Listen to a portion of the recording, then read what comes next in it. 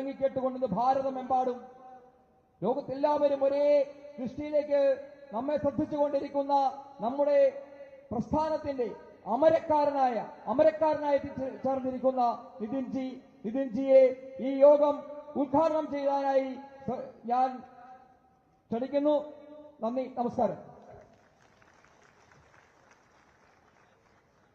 Translation Shri Sandeep Vachaspati.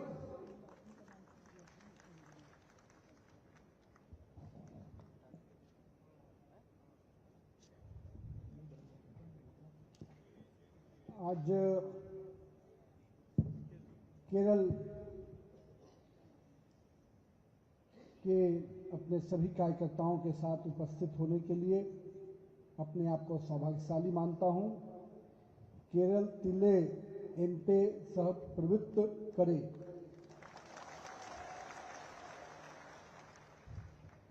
हमारे प्रदेश के अध्यक्ष राजीव चंद्रशेखर जी, भारतीय जनता पार्टी के नेशनल जनरल सेक्रेटरी और यहाँ के इलेक्शन इंचार्ज विनोद कावरे जी, सह केंद्रीय मंत्री सुश्री शोभा जी, हमारे स्टेट के vice president doctor K S. Radhakrishnan ji, अपने यहाँ के वरिष्ठ नेता ए.एन. राधाकृष्णन जी, के. सोमेन जी, हमारे बीच में उपस्थित आदरणीय प्रकाश जावड़ेकर जी और यहाँ पर उपस्थित पार्टी के सभी वरिष्ठ पदाधिकारीगण, सभी पार्टी के जिला अध्यक्षगण, हमारे केंद्रीय मंत्री जॉर्ज कुरियन साहब, वे मुरलीधरन जी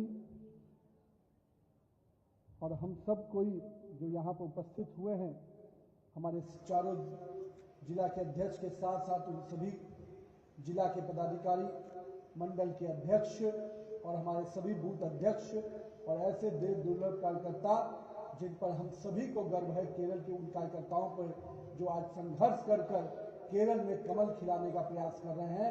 मैं आप सभी को, अपने कार्यकर्ताओं को अभिनंदन करता हूं, सबको प्रणाम करता हूं, आप सबको इस कार्यक्रम में उपस्थित होने के लिए धन्यवाद करता हूं। मित्रों, केरल एक ऐसा प्रांत है जहां पर हम लगातार एक विपरीत परिस्थिति में काम कर रहे हैं और हम कह सकते हैं भगवान परशुराम की सिद्धि में उपस्थित वाली नगरी को हमारे आदि शंकराचार्य श्री नारायण गुरु जी के आध्यात्मिक प्रकाश के अवलोकन से केरल की इस भूमि को सर्वप्रथम मैं नमन करता हूं, आप सबका अभिवादन करता हूं। കേരളത്തില് താമര വിരിയിക്കാൻ അശ്രാന്തം പരിശ്രമിച്ചുകൊണ്ടിരിക്കുന്ന എല്ലാ കാര്യകർത്താക്കന്മാർക്കും സഹപ്രവർത്തകർക്കും സാദര നമസ്കാരം. കേരളം എന്നുള്ളത് വിപരീതമായ പരിതസ്ഥിതിയിൽ പ്രവർത്തിക്കുന്ന പ്രവർത്തകരുടെ നാടാണ്. പരശുരാമ ഭൂമിയായ ശങ്കരാചാര്യരുടെ നാടായ നാരായണ ഗുരുദേവന്റെ നാടായ കേരളത്തിന്റെ ഭൂമിയെ ഞാൻ നമസ്കരിക്കുന്നു. महात्मा अय्या काली एवं चटम्पी स्वामी कल जैसे पूज्य महापुरुषों को भी मैं प्रणाम करता हूं। മഹാത്മാ അയ്യൻകാളി, ചട്ടമ്പി സ്വാമികൾ എന്നിവരെയും ഞാൻ സാദരം നമസ്കരിക്കുന്നു. अपने नेता आदरणीय पंडित दीनदयाल उपाध्याय जी की वो शब्द कि एक राष्ट्र का जन्म तब होता है जब लोग एक लक्ष्य, एक आदर्श, एक उद्देश्य के साथ जीवन व्यतीत करते हैं और उस भूमि के प्रति, अपनी मातृत्व भूमि के प्रति अपने सपने को लेकर आगे बढ़ते हैं। आदर्श के बिना कोई जीवन दिशा में नहीं बढ़ सकता है, मातृभूमि के बिना कोई अस्तित्व नहीं होता और इन दोनों के बिना कोई राष्ट्र नहीं बन सकता है। तो ऐसे कल्पना के साथ हम आगे बढ़ रहे हैं। നമ്മുടെ ആരാധ്യനായ നേതാവ് ദീനദയാൽ ഉപാധ്യായ ജി പറഞ്ഞിട്ടുള്ളതുപോലെ ഒരേ ലക്ഷ്യത്തിന് വേണ്ടി മാതൃഭൂമി എന്ന സങ്കല്പമില്ലാത്ത ആദർശത്തെ, മാതൃഭൂമി എന്ന സങ്കല്പമില്ലാത്ത ജീവിതം, അത് രണ്ടും വിഫലമാണ്. അല്ലെങ്കിൽ മാതൃഭൂമി എന്ന സങ്കല്പത്തിൽ കൂടിയുള്ള ആദർശത്തിന് വേണ്ടി പരിശ്രമിക്കുക എന്നതാണ് പണ്ഡിറ്റ് ദീനദയാൽ ജിയുടെ ആഹ്വാനം. हम राष्ट्र प्रथम के विचारधारा से काम करने वाले लोग हैं। हम हमेशा कहते हैं राष्ट्र प्रथम पार्टी नेक्स्ट, सेल्फ लास्ट, और इस विचारधारा से काम करते करते हमने अपने सैकड़ों कार्यकर्ताओं को बलिदान दिया है। संघ और भाजपा के उन 250 से अधिक उन अमर बलिदानियों को भी मैं आज विशेष रूप से नमन करता हूं।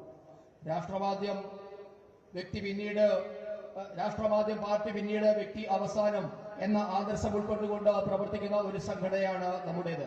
ആ ആദർശം ഉൾക്കൊണ്ടുകൊണ്ട് ധീരബലിദാനികളായ നൂറുകണക്കിന് പ്രവർത്തകരെയും സംഘത്തിന്റെയും ഭാരതീയ ജനതാ പാർട്ടിയുടെയും ധീരബലിദാനികളെയും ഞാൻ സാദരം നമസ്കരിക്കുന്നു. इन अपने बलिदानियों के शौर्य के कारण ही, इनके पुरुषार्थ के कारण ही आज भाजपा का विस्तार हो रहा है। आज भाजपा का एक सांसद, एक मेयर, 2 नगरपालिका अध्यक्ष, 30 से अधिक पंचायत अध्यक्ष और करीब 2000 से अधिक निर्वाचित जनप्रतिनिधि बने हैं। इसका श्रेय आप सभी कार्यकर्ताओं को जाता है, आप सभी के मेहनत को जाता है। നമ്മുടെ ഈ ബലിദാനികളുടെ ധീര ബലിദാനത്തിന്റെ ഫലമായിട്ടാണ് ഇന്ന് ഭാരതീയ ജനതാ പാർട്ടി കേരളത്തിൽ വളർന്നുകൊണ്ടിരിക്കുന്നത്. ഒരു കോർപ്പറേഷനും 2 മുനിസിപ്പാലിറ്റികളും നിരവധി ഗ്രാമപഞ്ചായത്തുകളും അടക്കം ആയിരക്കണക്കിന് ജനപ്രതിനിധികളെ നമുക്ക് ഇവിടെ സൃഷ്ടിക്കാനായി സാധിച്ചിട്ടുണ്ട്. ഇതിനുവേണ്ടി അശ്രാന്തം പരിശ്രമിച്ച ധീര ബലിദാനികളെ നാം നന്ദിയോടുകൂടി ഓർക്കുകയാണ്. प्राकृतिक सौंदर्य से संपन्न ये भूमि आयुर्वेद, खेल, विज्ञान सभी विधाओं में ये भूमि आगे है, पर उसके बावजूद भी यहाँ की अपार संभावनाएं को यहाँ के 2 दलों ने बारी बारी से सत्ता लेकर केवल उसका शोषण किया है। केरल के विकास के दौर में उसको पीछे रखने का काम किया है। കേരളം എന്നുള്ളത് പ്രകൃതിശുദ്ധമായ നാടാണ്. നമ്മുടെ മഹത്തായ ആയുർവേദം, ശാസ്ത്രം തുടങ്ങി നിരവധി കാര്യങ്ങൾ കൊണ്ട് സമ്പന്നമായ ഈ ഭൂമിയാണ്. പക്ഷേ 2 മുന്നണികളും മാറി മാറി ഈ ഭൂമിയെ, കേരളത്തെ ഭരിച്ച് കേരളത്തിന്റെ വികസനത്തെ തടസ്സപ്പെടുത്തുകയാണ് ഉണ്ടായിട്ടുള്ളത്. वर्षों से जो यहाँ के विकास की राजनीति को आगे बढ़ाया जा सकता था, केरल को उत्तम राज्य बनाने का दिशा में आगे बढ़ाया जा सकता था, पर इन दोनों दलों ने, चाहे वो यूडीएफ हो एलडीएफ ने, सत्ता की बारी बारी से नूरा कुश्ती कर कर यहाँ के विकास को रोकने का काम किया। यहाँ का युवा जो आगे बढ़कर इस राज्य के विकास में अग्रणी योगदान दे सकता था, उसको रोकने का काम किया गया। और मैं कह सकता हूं कि आज केरल उस मोड़ पे खड़ा है जहां पूरी तरह से बदलाव की इस आंधी को युवा नेतृत्व देने वाला है। വർഷങ്ങളായി കേരളത്തിന്റെ വികസനത്തെ തടസ്സപ്പെടുത്തുകയാണ് 2 മുന്നണികളും ചെയ്തിട്ടുള്ളത്. കേരളത്തിന് വികസിക്കാൻ എല്ലാ സാധ്യതകളും ഉണ്ടായിട്ടും ഇടതുമുന്നണിയും വലതുമുന്നണിയും മാറി മാറി ഭരിച്ച് കേരളത്തിന്റെ വികസനത്തെ തടസ്സപ്പെടുത്തുകയാണ് ചെയ്തിട്ടുള്ളത്. നമ്മുടെ കേരളത്തിലെ യുവാക്കൾ വിചാരിച്ചാൽ കേരളത്തിന്റെ വികസനം സാധ്യമാക്കാമായിരുന്നു. പക്ഷേ അവരുടെ പ്രയത്നത്തെ പോലും കേരളത്തിന്റെ വികസനത്തിന് ഉപയോഗിക്കാൻ 2 മുന്നണികൾക്കും സാധിച്ചിട്ടില്ല. हमने देखा है इन दोनों की मिली भगत के माध्यम से यहाँ अराजकतावादी सरकार रही, भ्रष्टाचार में डूबी हुई सरकार रही और तुष्टीकरण की राजनीति की पराकाष्ठा को हम लोगों ने देखा है। अगर हम सब इन लोगों की इस कारगुजारी को जनता के बीच में ले जाएंगे तो निश्चित रूप से जनता इस परिवर्तन के साथ खड़ी हो जाएगी। നാം കണ്ടു 2 മുന്നണികളും അഴിമതിയിൽ മുങ്ങിയ ഒരു ഭരണമാണ് കേരളത്തിൽ മാറി മാറി നടത്തിയിട്ടുള്ളത്. പ്രീണനമായിരുന്നു 2 മുന്നണികളുടെയും രാഷ്ട്രീയം. ഞാൻ പറയുന്നു, അഴിമതിയെയും പ്രീണനത്തെയും 2 മുന്നണികളുടെയും അഴിമതിയും പ്രീണനവും തുറന്നു കാണിച്ച ജനങ്ങളുടെ ഇടയിലേക്ക് ചെന്നാൽ തീർച്ചയായും ഭാരതീയ ജനതാ പാർട്ടി മുൻപോട്ടേക്ക് വെക്കുന്ന ആദർശത്തെ ജനങ്ങൾ 2 കൈയും നീട്ടി സ്വീകരിക്കും. हम लोगों ने देखा कि किस प्रकार से यूडीएफ और एलडीएफ सनातन विरोधी पूरी तरह से बनने की होड़ लगी है। एक तरफ यूडीएफ जमाते इस्लामी और मुस्लिम लीग जैसे पार्टियों से खुलेआम समझौता करती है, खुलेआम काम करती है, वहीं हमें रामायण पढ़ने से भी रोकने का काम करती है। मंदिरों के सामने फांसी लगा दिया जाता है। ये कहीं ना कहीं कृत्य कोई और नहीं, यहाँ की बैठी हुई सरकार करती है। एलडीएफ जो भ्रष्टाचार के साथ साथ हमारे आस्था के केंद्र भगवान अयप्पा को भी नहीं छोड़ा है। और मैं तो ये कहूँगा कि यूडीएफ के साथियों और एलडीएफ के साथियों ने इस देश में जो सनातन परंपराओं को लगातार चोट पहुंचाने का काम किया है, उनकी भावनाओं को चोट पहुंचाने का काम किया है। इसके कई उदाहरण हैं। बगल का राज्य तमिलनाडु देखिए, जहां दीपम पूजा करने के लिए रोकने का काम कोई और नहीं, वहां की सरकार, कांग्रेस में बैठी हुई सरकार, इंडिया अलायंस की सरकार ने किया। കേരളത്തില് ഇടതുപക്ഷവും വലതുപക്ഷവും സനാതന ധർമ്മത്തിന്റെ വിരോധികളായി മാറിയിരിക്കുന്നുണ്ട്. യു.ഡി.എഫ് ജമാഅത്തെ ഇസ്ലാമിയും മുസ്ലിം ലീഗുമായി തുറന്ന സഹകരണത്തിലാണ് കേരളത്തിൽ പ്രവർത്തിക്കുന്നത്. ഇവിടെ രാമായണം വായിക്കുന്നതിന് പോലും തടസ്സം നൽകുന്ന നിലപാടുകൾ പലപ്പോഴും യു.ഡി.എഫിന്റെ ഭാഗത്തുനിന്നുണ്ടായിട്ടുണ്ട്. ക്ഷേത്രങ്ങളോടും അവര് ശത്രുതാപരമായ മനോഭാവമാണ് വലതുമുന്നണി സ്വീകരിക്കുന്നത്. അതേസമയം ഇടതുമുന്നണിയാകട്ടെ അഴിമതി ഭരണത്തിനൊപ്പം കേരളത്തിലെ ജനങ്ങളുടെ വിശ്വാസത്തെ തകർക്കുന്ന സമീപനവും സ്വീകരിച്ചിട്ടുണ്ട്. അവർ നമ്മളുടെ അയ്യപ്പനെ പോലും വെറുതെ വിടാൻ തയ്യാറായിട്ടില്ല എന്ന് നമ്മൾ കണ്ടിട്ടുണ്ട്. രണ്ട് മുന്നണികളും സനാതന ധർമ്മത്തെ നശിപ്പിക്കാൻ ശ്രമിച്ചതിന്റെ നിരവധി ഉദാഹരണങ്ങൾ ഈ രാഷ്ട്രത്തിലുണ്ട്. നമ്മുടെ തൊട്ടടുത്ത സംസ്ഥാനമായ തമിഴ്നാട് തന്നെ അതിന്റെ ഉത്തമമായ ഉദാഹരണമാണ്. ആ തമിഴ്നാട്ടിൽ ഇന്ത്യ മുന്നണിയുടെ കോൺഗ്രസിന്റെ സഖ്യകക്ഷിയാണ് അവിടെ ഭരിച്ചുകൊണ്ടിരിക്കുന്നത്. हमें ये भूलना नहीं चाहिए, ये वही कांग्रेस है जिन्होंने राम सेतु और राम के होने पर सवाल उठाया था और सुप्रीम कोर्ट में हल्फनामा भी दायर किया था। ये वही लोग हैं जो अयोध्या में श्री राम के मंदिर में ताला लगाने का काम किया था। आज वो यहाँ पर सबरीमाला के माध्यम से राजनीति रोटी सेकना चाहते हैं, तो केरल के प्रांत के लोग उनके इस झांसे में नहीं आने वाले हैं। നാം ഇവരുടെ ചെയ്തികൾ ഒരിക്കലും കേരളത്തിലെ ജനങ്ങൾ, ഭാരതത്തിലെ ജനങ്ങൾ മറക്കാൻ പാടില്ല. കോൺഗ്രസ് ആണ് രാമസേതുവിന്റെ അസ്തിത്വത്തെ പറ്റി, രാമക്ഷേത്രത്തിന്റെ നിലനിൽപ്പിനെ പറ്റി സുപ്രീം കോടതിയിൽ വരെ പോയി കേസുകൾ നടത്തിയത്. അവരാണ് അയോധ്യയിലെ രാമക്ഷേത്രത്തിന് കൂട്ടിട്ടത്, താഴിട്ടത്. ഇവിടെ കേരളത്തിൽ ശബരിമലയെ തകർത്തുകൊണ്ട് അധികാരം നിലനിർത്താൻ പറ്റുമോ എന്ന തലതിരിഞ്ഞ പിന്തിരിപ്പൻ രാഷ്ട്രീയമാണ് രണ്ട് മുന്നണികളും കേരളത്തിൽ പയറ്റിക്കൊണ്ടിരിക്കുന്നത്. हम सबरीमाला के दोषियों को सजा दिला के रहेंगे। यहाँ की सरकार ने जिस प्रकार से नूरा कुश्ती किया और बेल के माध्यम से अपराधी को रिहा करने का काम किया है, मैं मानता हूं कि एलडीएफ और यूडीएफ की सरकार के मिली भगत से ये काम हुआ है और इसके खिलाफ भाजपा का कार्यकर्ता सड़क पर उतर कर आंदोलन भी करेगा और उस बड़े घटना के अंजाम देने वाले अपराधियों को सजा दिलाने का काम भाजपा के कार्यकर्ता करेगा। ശബരിമല ക്ഷേത്രത്തിലെ ശബരിമലയുടെ വിശ്വാസത്തെ തകർക്കാൻ ശ്രമിച്ചതിൽ ഉത്തരവാദികളായ രണ്ട് മുന്നണികളെയും കേരളത്തിലെ ജനങ്ങൾ വെറുതെ വിടില്ല. ഇതിനെതിരെ ഭാരതീയ ജനതാ പാർട്ടി അതിശക്തമായ സമരം, പ്രക്ഷോഭം സംഘടിപ്പിക്കുന്നത്. ഇടതുപക്ഷത്തിന്റെയും വലതുപക്ഷത്തിന്റെയും ഐക്യമാണ് ശബരിമലയെ തകർക്കാൻ ശ്രമിക്കുന്നത്. ആ കുറ്റക്കാരെ കേരളത്തിലെ ജനങ്ങൾ വെറുതെ വിടില്ല. അവർക്ക് ശിക്ഷ വാങ്ങിക്കൊടുക്കാനുള്ള വൻ സമര പരിപാടിയുമായി ഭാരതീയ ജനതാ പാർട്ടി രംഗത്തെത്തും. हम लाखों सनातनी परंपराओं के लोगों की भावना को ठेस पहुंचाने वाले लोगों को किसी भी हाल में माफ नहीं करेंगे। उसके लिए जो भी कुर्बानी देनी होगी हम देंगे, लेकिन ये लड़ाई हम ताकत और मजबूती से लड़ेंगे। ഈ സനാതന ധർമ്മത്തെ സംരക്ഷിക്കുന്നതിന് വേണ്ടി, സനാതന ധർമ്മത്തെ തകർക്കാൻ ശ്രമിച്ചവരെ വെറുതെ വിടാൻ ലക്ഷക്കണക്കിന് സനാതന ധർമ്മ വിശ്വാസികൾ തയ്യാറല്ല. അവരോട് ക്ഷമിക്കാൻ തയ്യാറല്ല. അതിനുവേണ്ടി ജീവത്യാഗം അടക്കം ചെയ്യേണ്ടി വന്നാലും അതിന് നാം തയ്യാറാകും. एक तरफ माननीय प्रधानमंत्री जी भव्य श्री राम मंदिर के निर्माण का रास्ता प्रशस्त करते हैं, उज्जैन के महाकाल को भव्य स्वरूप प्रदान करते हैं, सोमनाथ सहित अन्य कई हमारे धार्मिक स्थलों को पुनर्जीवित करने का काम करते हैं, और एक और यहाँ पर जो सरकार बैठी है वो अपमानित करने का प्रयास करती है। इसके खिलाफ भाजपा पूरी तरह से तैयार है और हम जनता के साथ इस मुद्दे पर खड़े रहेंगे। നമുക്കറിയാം, നമ്മുടെ രാഷ്ട്രത്തിൽ പ്രധാനമന്ത്രി എങ്ങനെയാണ് സനാതന ധർമ്മത്തോട് നിലപാട് സ്വീകരിച്ചിട്ടുള്ളത് എന്ന്. ഭവ്യമായ രാമമന്ദിർ അയോധ്യയിൽ നിർമ്മിക്കുന്നതിനാവശ്യമായ മേൽനോട്ട നടപടികളും നിർമ്മിക്കുന്നതിനാവശ്യമായ നടപടികളും സ്വീകരിച്ചത് നമ്മുടെ പ്രധാനമന്ത്രിയാണ്. ഉജ്ജയിലെ മഹാകാൽ ക്ഷേത്രം, സോമനാഥ ക്ഷേത്രമടക്കി നിരവധി സനാതന ധർമ്മത്തിന്റെ പ്രതീകങ്ങളായ ക്ഷേത്രങ്ങൾ പുനരുദ്ധരിക്കുന്നതിന് വേണ്ടി നമ്മുടെ പ്രധാനമന്ത്രിയും ഭാരതീയ ജനതാ പാർട്ടിയും മുൻകൈ എടുത്തിട്ടുണ്ട്. എന്നാൽ കേരളത്തിൽ നമ്മുടെ ക്ഷേത്രങ്ങളെ അപമാനിക്കുകയാണ്, തകർക്കാൻ ശ്രമിക്കുകയാണ്. ഇതിനെതിരെ ഭാരതീയ ജനതാ പാർട്ടി അതിശക്തമായ പ്രക്ഷോഭം സംഘടിപ്പിക്കും.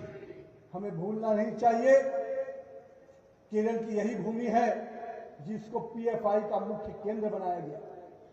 करीब 50,000 से अधिक लोगों को सदस्य बनाया गया। देश भर में 140 से अधिक कार्यालय खोले गए और देश में आतंकवादी घटना करने के लिए उनको शिक्षित और प्रशिक्षित करने का काम किया गया। उसको भी रोकने का काम किसी ने किया तो अपने प्रधानमंत्री श्री नरेंद्र मोदी जी ने किया। 28 सितंबर 2022 को मोदी सरकार ने उस पर बैन लगाकर पूरी तरह से अपराधियों को संरक्षण देने वाले इस संगठन को बंद करने का काम किया है।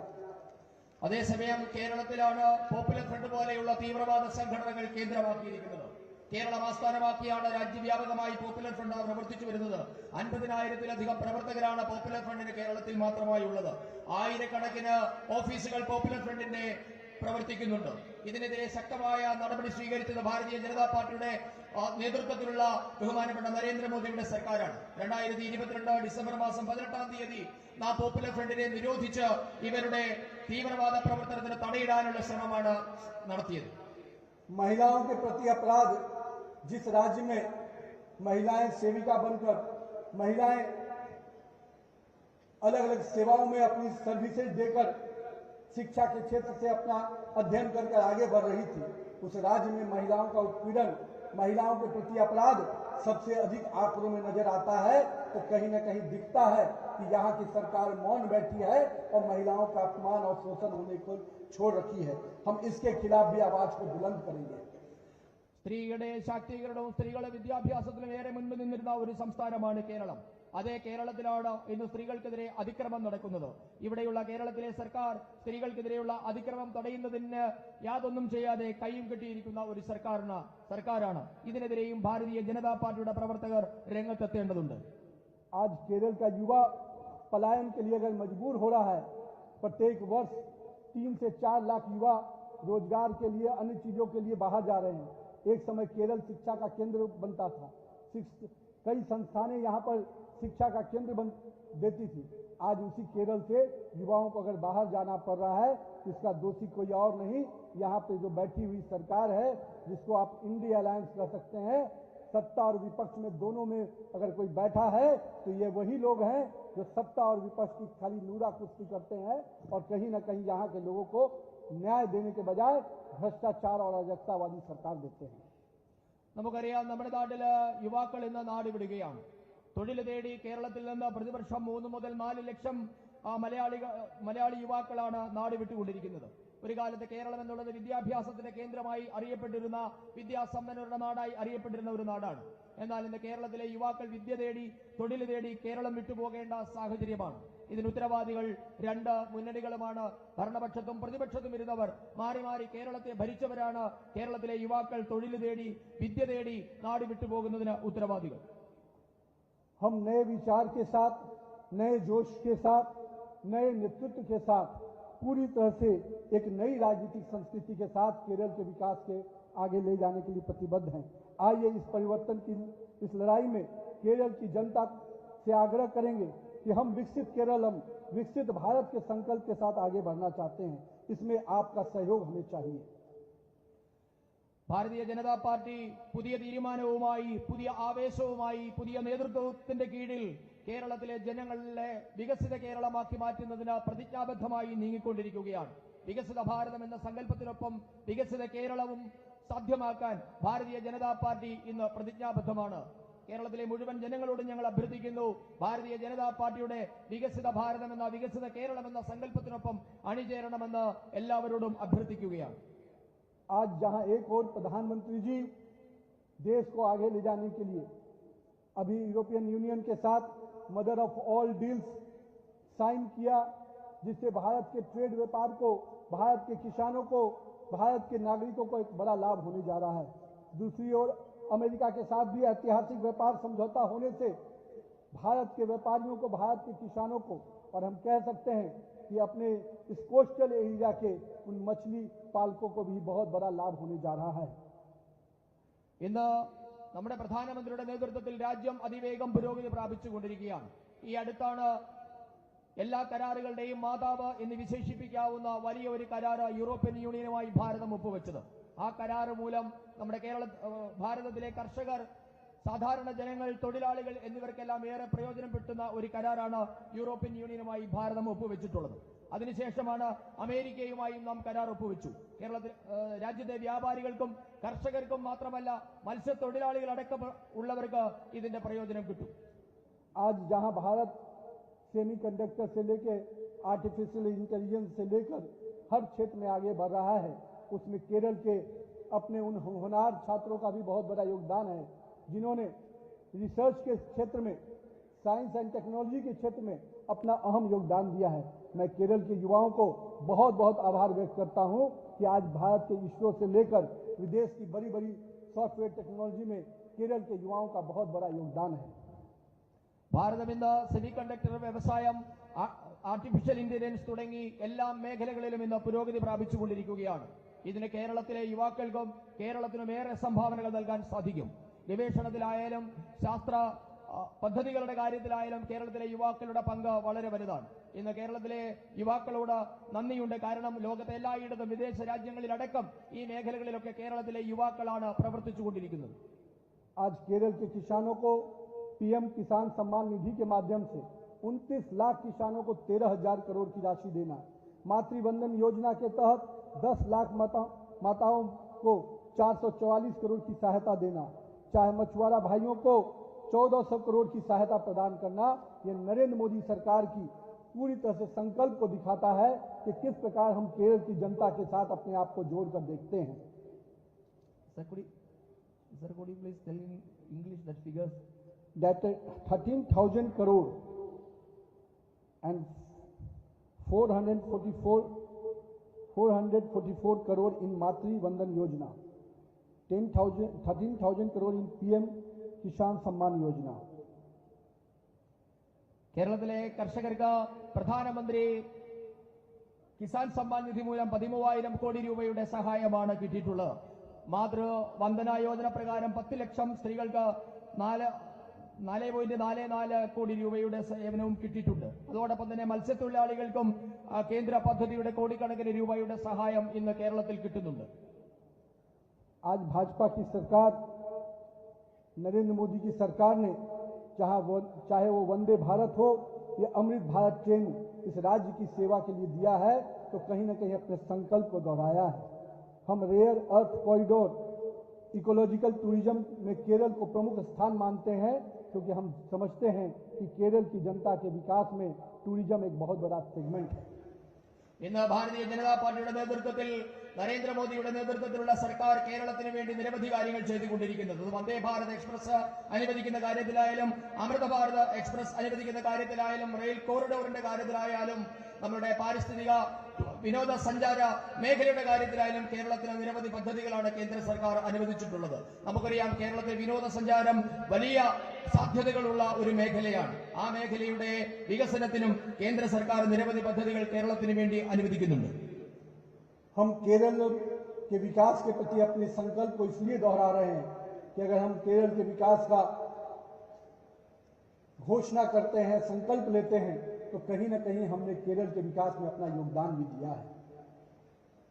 राज्यसभा के सत्र में जिस प्रकार से हमारे सांसद सदानंद मास्टर जी ने अपनी बात रखी, पूरा देश स्तंभ रह गया। पूरे देश के लोगों में लगा कि किस प्रकार से भाजपा का एक कार्यकर्ता इतने लंबे समय से संघर्ष करते हुए आज देश के उच्च सदन पे पहुंचा है और केरल की आवाज बनकर पहुंचा है। നമുക്ക് ഈ കഴിഞ്ഞ രാജ്യസഭാ സമ്മേളനത്തിൽ നമ്മുടെ സദാനന്ദൻ മാസ്റ്ററുടെ പ്രസംഗം, കേരളത്തിൽ നിന്നുള്ള രാജ്യസഭാ എം പി ആയ സദാനന്ദൻ മാസ്റ്ററുടെ പ്രസംഗം രാജ്യം മുഴുവൻ അത്ഭുതത്തോടെയും അതിശയത്തോടെയുമാണ് കേട്ടത്. എങ്ങനെയാണ് കേരളത്തിലെ കാര്യകർത്താക്കന്മാർ ഇത്രയും ദീർഘമായ കാലയളവിൽ ഈ വിപരീതമായ പരിസ്ഥിതിയോട് എങ്ങനെയാണ് പോരടിച്ചുകൊണ്ട് സംഘടനാ പ്രവർത്തനം, നമ്മുടെ ആദർശം മുൻപോട്ടേക്ക് കൊണ്ടുപോകുന്നത് എന്ന് ഇന്ന് രാഷ്ട്രം മുഴുവൻ അത്ഭുതത്തോടെയും ആദരവോടെയും നോക്കിക്കാണും. मैं उस राहुल गांधी जी से पूछता हूं जो संविधान की किताब लेकर घूमते हैं कि संविधान के किस पन्ने में लिखा है कि हमारे सदानंद मास्टर जी के अंग को काट दिया जाता है क्योंकि वो आपके विचार के साथ काम नहीं करता है। संविधान के किस पन्ने में यह लिखा है कि आप कार्यकर्ताओं को, जो अपोजिट पार्टी के कार्यकर्ता होते हैं, उनको आप मृत्यु दे देते हैं? इस किस संविधान में लिखा है? और राहुल गांधी जी, आपने केवल केरल के लोगों का शोषण किया है, इसलिए केरल की जनता आने वाले समय में आपको इसका जवाब देगी। ഞാൻ രാഹുൽ ഗാന്ധിയോട് ചോദിക്കാൻ ആഗ്രഹിക്കുന്നു, താങ്കൾ എല്ലായ്പ്പോഴും ഭരണഘടന ഉയർത്തിക്കൊണ്ട് സംസാരിക്കുന്ന ഒരാളാണല്ലോ. ഭരണഘടനയുടെ ഏത് വകുപ്പിലാണ് വ്യത്യസ്തമായ രാഷ്ട്രീയത്തിലുള്ളവരുടെ കാല് വെട്ടിക്കളയാൻ, സദാനന്ദൻ മാസ്റ്ററെ പോലെയുള്ളവരുടെ കാലുകൾ മുറിച്ചു മാറ്റാൻ, വെട്ടിമാറ്റാൻ ഏത് വകുപ്പിലാണ് പറഞ്ഞിട്ടുള്ളത്? ഏത് വകുപ്പ്, ഭരണഘടനയുടെ ഏത് വകുപ്പിലാണ് വ്യത്യസ്ത ആശയഗതിയിലുള്ളവരുടെ കൊലപാതകം നടത്താൻ പറഞ്ഞിട്ടുള്ളത് എന്ന് രാഹുൽ ഗാന്ധി വ്യക്തമാക്കണം. ഇതിന് കേരളത്തിലെ ജനങ്ങൾ രാഹുൽ ഗാന്ധിയിൽ നിന്നുള്ള മറുപടിയാണ് ആഗ്രഹിക്കുന്നത്. मैं आज अपने उन तमाम कार्यकर्ताओं को नमन कर रहा हूं और साथ ही आप यहां पर उपस्थित कार्यकर्ताओं का अभिनंदन करता हूं, जिन्होंने अत्याचार के खिलाफ डर और हिंसा के बावजूद केरल में हमारे कार्यकर्ताओं ने कभी घुटना नहीं टेका। हमारे विचार के ध्वज को लेकर वो लगातार आगे बढ़ते रहे और अन्याय के खिलाफ लड़ते रहे, कभी घुटने नहीं टेका। हम अपने केरल के उन साहसी कार्यकर्ताओं को बहुत बहुत अभिनंदन करते हैं। ഞാൻ നമ്മുടെ ആദർശത്തിന് വേണ്ടി ജീവൻ വെടിഞ്ഞ കാര്യകർത്താക്കന്മാരെ നമസ്കരിക്കുകയാണ്. അതോടൊപ്പം ഇന്ന് ഇവിടെ വന്നിട്ടുള്ള പോരാളികളായ ഇവിടെ വന്നിട്ടുള്ള കാര്യകർത്താക്കന്മാരെ ഞാൻ അഭിനന്ദിക്കുകയാണ്. കേരളത്തിൽ നടക്കുന്ന അഴിമതിക്കെതിരെയും അതിക്രമത്തിനെതിരെയും തളരാതെ പോരാടിക്കൊണ്ട് നമ്മളുടെ ആദർശത്തെ മുൻപോട്ടേക്ക് നയിക്കുന്നതിൽ നിങ്ങൾ എല്ലാവരും കാണിക്കുന്ന ആവേശം, നിങ്ങളുടെ ആദർശത്തെ ഞാൻ ഏറെ ആദരവോടുകൂടി അഭിനന്ദിക്കുന്നു. केरल के कार्यकर्ताओं का संघर्ष मुझे उस बात का याद दिलाता है और मुझे वो बात जो मैं लगातार राजनीति में कहता हूं कि राजनीति 100 मीटर रेस नहीं, राजनीति लॉन्ग मैराथन है। हमारे यहाँ के कार्यकर्ताओं ने इसको सिद्ध करके दिखाया है कि वो निरंतर भाव से लगे हुए हैं इस परिवर्तन की लड़ाई को लड़ने के लिए। इसलिए मैं कहता हूं कि अगर संघर्ष देखना है, हमारे विचारधारा के ध्वज को लेकर आगे बढ़ते हुआ सेवक देखना है, तो आइए केरल के उन जाबाज कार्यकर्ताओं को देखिए जिन्होंने विषम परिस्थिति के बावजूद भी भाजपा का ध्वज और भगवा ध्वज को झुकने नहीं दिया है। കേരളത്തിലെ നമ്മുടെ കാര്യകർത്താക്കന്മാരുടെ പോരാട്ട വീര്യം കാണുമ്പോൾ എനിക്ക് ഓർമ്മ വരുന്നത് രാഷ്ട്രീയം എന്നുള്ളത് 100 മീറ്റർ ഓട്ടമല്ല, അതൊരു ദീർഘമായ മാരത്തോണാണ് എന്ന സുപ്രസിദ്ധമായ പ്രസ്താവനയാണ്. കേരളത്തിലെ പ്രവർത്തകർ, ഞാൻ ആവശ്യപ്പെടുന്നു, നിങ്ങളുടെ ഈ പോരാട്ടം തുടരണം. മറ്റ് സ്ഥലങ്ങളിലെ പ്രവർത്തകരോട് എപ്പോഴും ഞങ്ങൾ പറയാറുള്ളത്, നിങ്ങൾ കേരളത്തിലെ പ്രവർത്തകരെ നോക്കൂ, അവരുടെ പോരാട്ട വീര്യത്തെ നോക്കൂ. അവർ വളരെ ദീർഘകാലമായി തളരാതെ ഈ ആദർശത്തെ മുൻപോട്ടേക്ക് നയിക്കാനുള്ള പോരാട്ടം തുടർന്നുകൊണ്ടിരിക്കുകയാണ്. और इसका परिणाम भी हमें दिख रहा है। 2014 के चुनाव में हमें 11% वोट मिला, 2019 के चुनाव में हमें 16% वोट मिला और 2024 में हमें 20% वोट मिला। ये स्पष्ट रूप से दिखाता है कि भाजपा का जनाधार बढ़ रहा है और आने वाला चुनाव निश्चित रूप से निर्णायक चुनाव होगा इस राज्य के राजनीति के दृष्टि से। നമുക്കതിന്റെ മാറ്റം കേരളത്തിൽ കാണാനായി സാധിക്കുന്നുണ്ട്. തുടർച്ചയായി ഭാരതീയ ജനതാ പാർട്ടിക്ക് കേരളത്തിൽ കിട്ടിക്കൊണ്ടിരിക്കുന്ന വോട്ടിന്റെ ശതമാനം കൂടിക്കൊണ്ടിരിക്കുകയാണ്. അത് 10% നിന്നും 16% നിന്നും ഇന്ന് 20%ത്തിലേക്ക് എത്തിയിരിക്കുന്നു. ഈ വരാൻ പോകുന്ന തെരഞ്ഞെടുപ്പ് എന്നുള്ളത് കേരളത്തിന്റെ ചരിത്രത്തിലെ അതിനിർണായകമായ ഒരു തെരഞ്ഞെടുപ്പായിരിക്കും, കേരളത്തിൽ മാറ്റം കൊണ്ടുവരുന്ന തെരഞ്ഞെടുപ്പായിരിക്കുമെന്ന കാര്യം എനിക്ക് ഉറപ്പാണ്. हम लोगों ने राजधानी तिरुवनंतपुरम में अपना मेयर बनाकर 45 वर्षों के वामपंथी वर्चस्व को खत्म किया है और इसका श्रेय सीधे के सीधे हमारे उन कार्यकर्ताओं को जाता है। നാം തിരുവനന്തപുരം കോർപ്പറേഷനിലെ അധികാരം പിടിച്ച മേയറെ സൃഷ്ടിക്കാൻ നാം സാധിച്ചിട്ടുണ്ട്. സുദീർഘമായ 45 വർഷത്തെ ഇടതുമുന്നണിയുടെ ഭരണം അവസാനിപ്പിച്ചുകൊണ്ടാണ് തിരുവനന്തപുരത്തെ പ്രവർത്തകർ കോർപ്പറേഷൻ പിടിച്ചെടുത്തിട്ടുള്ളത്. അതിന് ഞാൻ അവരെ അഭിനന്ദിക്കുകയാണ്. हम लोगों ने भारतीय जनता पार्टी का सफर 2 सांसदों से शुरू किया था और आज देश में सबसे अधिक सांसद, देश में सबसे अधिक विधायक, देश में सबसे अधिक कार्यकर्ता अगर किसी पार्टी का है तो वो भारतीय जनता पार्टी का है। इसलिए केरल की ये शुरुआत स्पष्ट रूप से संकेत देती है कि आने वाले समय में केरल में केवल भाजपा होगी और भाजपा का नेतृत्व होगा, एनडीए का गठबंधन होगा। നാം ഭാരതീയ ജനതാ പാർട്ടിയുടെ ജൈത്രയാത്ര തുടങ്ങിയത് 2 എംപിമാരിൽ നിന്നാണ്. നാം അങ്ങനെ 2 എംപിമാരിൽ നിന്ന് തുടങ്ങിയ യാത്ര ഇന്ന് ഏറ്റവും കൂടുതൽ MLA-മാർ, ഏറ്റവും കൂടുതൽ എംപിമാർ, ഏറ്റവും കൂടുതൽ പ്രവർത്തകർ എന്ന തലത്തിലേക്ക് ഉയർന്നിട്ടുണ്ട്. ഇന്ന് കേരളത്തിലെ ഈ മുന്നേറ്റം കാണുമ്പോൾ എനിക്ക് ഉറപ്പാണ്, കേരളവും ഭാരതീയ ജനതാ പാർട്ടിയുടെ കൈകളിലേക്ക് തന്നെ എത്തും. കേരളത്തിലും ഭാരതീയ ജനതാ പാർട്ടി മാത്രമാകുന്ന, ഭാരതീയ ജനതാ പാർട്ടിയുടെ കയ്യിൽ മാത്രം ഭരണമുണ്ടാകുന്ന ഒരു കാലം ഉണ്ടാകുക തന്നെ ചെയ്യും. हम लोगों ने 30 वर्षों में त्रिपुरा में भी वामपंथियों की सरकार को समाप्त किया। हम पूरे नॉर्थ ईस्ट में भाजपा और एनडीए का परचम लहरा चुके हैं। बंगाल में भी हमारे कार्यकर्ता पूरी ताकत और शिद्दत से संघर्ष कर रहे हैं और बलिदान देकर भी भाजपा के कमल को खिलाने में लगे हैं। तो मुझे पूरी उम्मीद है कि केरल के कार्यकर्ताओं का भी संघर्ष व्यर्थ नहीं जाएगा। आने वाले चुनाव में केरल के कार्यकर्ताओं के परिश्रम और पुरुषार्थ के बल पर केरल में भी कमल खिलेगा और एनडीए गठबंधन की सरकार बनेगी। 30 വർഷമായി ത്രിപുരയിലുണ്ടായിരുന്ന ഇടതുമുന്നണിയുടെ ഭരണം അവസാനിപ്പിക്കാൻ ഭാരതീയ ജനതാ പാർട്ടിക്ക് സാധിച്ചിട്ടുണ്ട്. വടക്കു കിഴക്കൻ സംസ്ഥാനങ്ങളിലും ഭാരതീയ ജനതാ പാർട്ടിയുടെ ഭരണത്തിലാണ് ഇന്നുള്ളത്. അതോടൊപ്പം തന്നെ ബംഗാളിൽ നാം അതിശക്തമായ പ്രതിരോധത്തിലാണ്, അതിശക്തമായ പോരാട്ടത്തിലാണ് അവിടെ താമര വിരിയിക്കാൻ. എനിക്ക് വിശ്വാസമുണ്ട് കേരളത്തിലെ ഈ നിങ്ങൾ പ്രവർത്തകരുടെ ഒരു പ്രയത്നവും ഒരു പോരാട്ടവും പാഴായി പോകില്ല. കേരളത്തിലും ഭാരതീയ ജനതാ പാർട്ടി അധികാരത്തിൽ വരും. കേരളത്തിലും എൻഡിഎയുടെ സർക്കാർ രൂപീകരിക്കുക തന്നെ ചെയ്യും.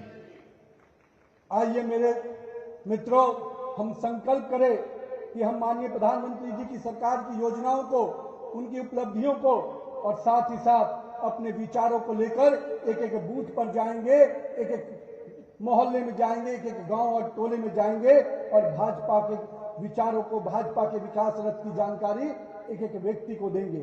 प्रधानमंत्री के विजन को हम जनता के बीच में लेके जाएंगे और निश्चित रूप से अब वो समय आ गया है कि इन एलडीएफ और यूडीएफ की उल्टी गिनती शुरू हो जाए। तो आपके माध्यम से इस केरल के चुनाव में मैं अपने बूथ अध्यक्ष और सभी कार्यकर्ताओं से आग्रह करता हूं कि आइए इस केरल में भाजपा के संकल्प को आगे बढ़ाइए। नरेंद्र मोदी के नेतृत्व में एक ऐसी सरकार बनाइए जो अंतिम व्यक्ति, पैदान पर बैठा हुआ व्यक्ति को भी विकास की योजनाओं से जोड़ेगा, जो केरल को उत्तम प्रदेश बनाएगा, केरल के टूरिज्म को, केरल के विज्ञान को, केरल के शिक्षा को एक अन्य बड़े स्तर पर लेकर हमें जाना है। तो आइए मित्रों, हम सब मिलकर संकल्प करें भारत माता की जय के आह्वान के साथ, वंदे मातरम के आह्वान के साथ कि हम केरल में कमल खिलाएंगे।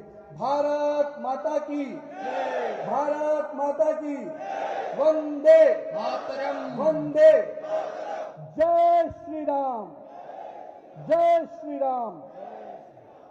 സുഹൃത്തുക്കളെ, നമുക്ക് പ്രധാനമന്ത്രിയുടെ പദ്ധതികൾ, കേന്ദ്ര സർക്കാരിന്റെ പദ്ധതികളുമായി ഗ്രാമാന്തരങ്ങളിലേക്ക് പോകണം. നമ്മളുടെ ബൂത്ത് പ്രവർത്തനം ശക്തിപ്പെടുത്തണം.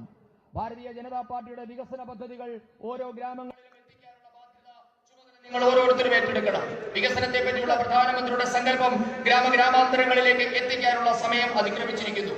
കേരളത്തിലെ ഇടത് വലത് മുന്നണികളുടെ ദുർഭരണം അവസാനിപ്പിക്കാനുള്ള സമയമായിരിക്കുന്നു.